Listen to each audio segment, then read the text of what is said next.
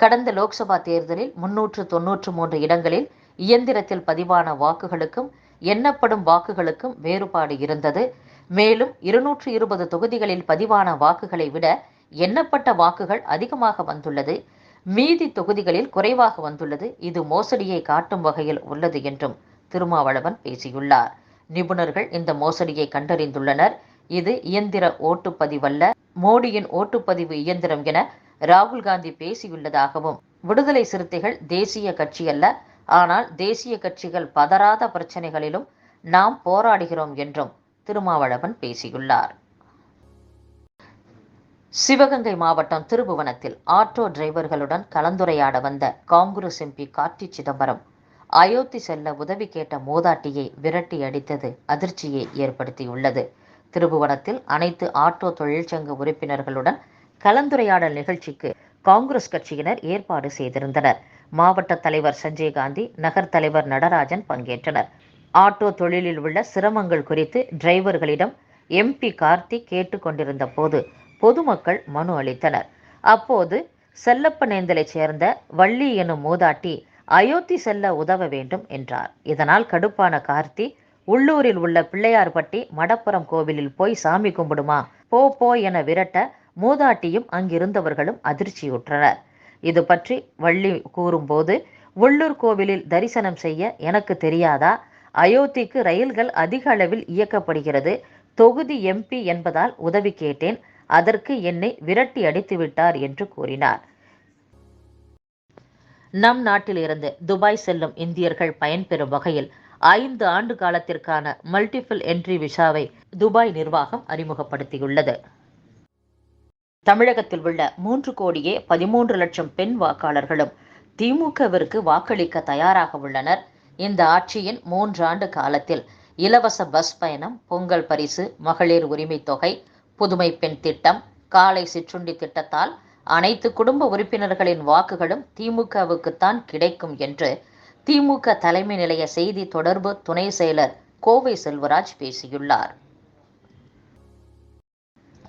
தமிழகத்தில் ஜாதிவாரி கணக்கெடுப்பு நடத்தினால் ஒவ்வொரு ஜாதியிலும் உள்ள அரசு அதிகாரிகள், உயர் பதவி வகிப்பவர்கள், பொருளாதார நிலை ஆகியவற்றை கணக்கெடுக்க வேண்டும். அந்தந்த ஜாதியில் எவ்வளவு ஏழைகள் இருக்கின்றனர், எவ்வளவு உயர்ந்தவர்கள் இருக்கின்றனர், அவர்களில் எவ்வளவு பேர் IAS, IPS உள்ளிட்ட உயர் பதவிகளில் இருக்கின்றனர் என புள்ளி விவரங்கள் எடுக்க வேண்டும். எந்த சமூகத்தில் சமநிலை இல்லையோ அந்த சமூகத்திற்கு இது கிடைத்தாக வேண்டும் என்று முன்னாள் அமைச்சர் கூப கிருஷ்ணன் பேசியுள்ளார்.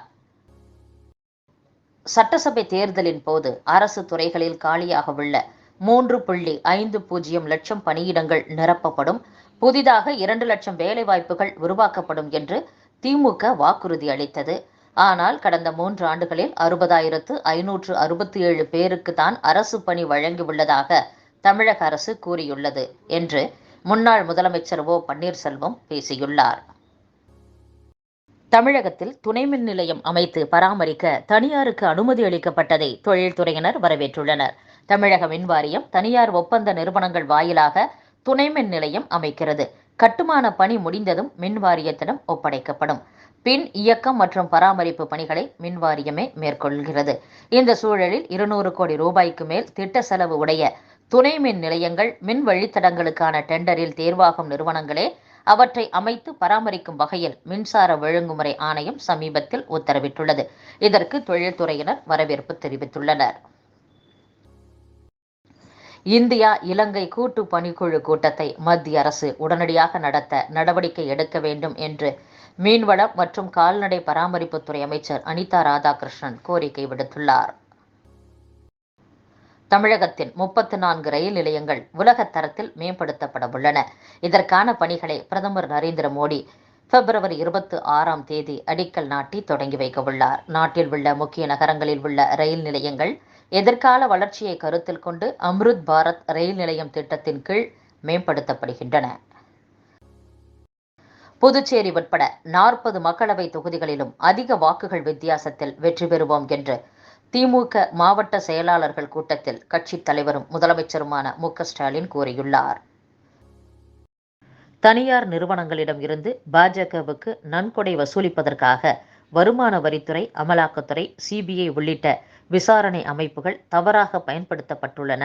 இது தொடர்பாக உச்சநீதிமன்ற கண்காணிப்பின் கீழ் விசாரணை நடத்தப்பட வேண்டும் என்று காங்கிரஸ் கேட்டுக்கொண்டுள்ளது.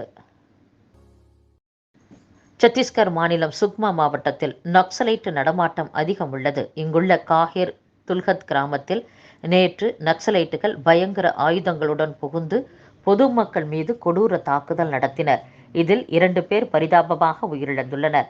தகவல் அறிந்து விரைந்து சென்ற போலீசார் உடல்களை கைப்பற்றி விசாரணை நடத்தினர்.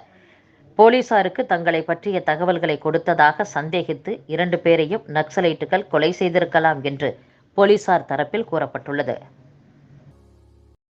மேற்கு வங்க முதலமைச்சர் மம்தா பானர்ஜியுடன் தொகுதி பங்கீடு பேச்சுவார்த்தை இன்னும் நடக்கிறது என்று காங்கிரஸ் அறிவித்துள்ளது. மம்தா பானர்ஜியுடன் பேச்சுவார்த்தை இன்னும் நடக்கிறது, இறுதி முடிவு இன்னும் எடுக்கப்படவில்லை என்று காங்கிரஸ் தெரிவித்துள்ளது.